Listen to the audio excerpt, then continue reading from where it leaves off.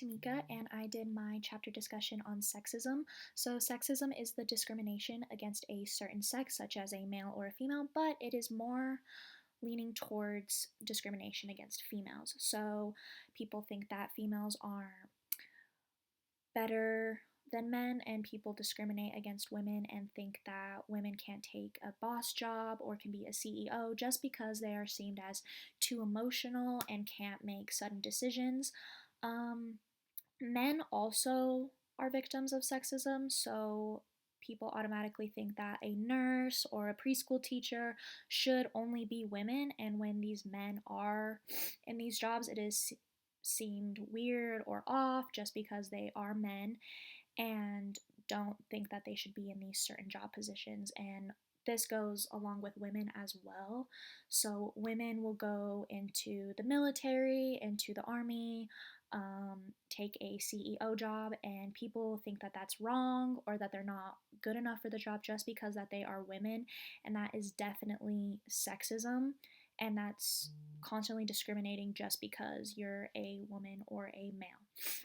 And in this, it is very hard for women to get certain jobs because they feel as if they aren't strong enough or don't have enough knowledge about something. And that's another thing that has to go along with sexism is that men and other people think that women aren't as smart as men and they can't make certain decisions like men can.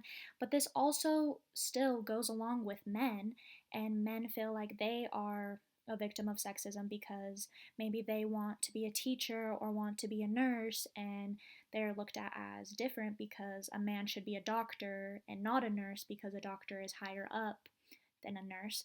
But men and women should be able to do whatever they want and whatever they need to do to make themselves happy. Sexism does cause a lot of hate towards certain sexes, so women begin to hate men because they think that they're being discriminated, and this goes both ways.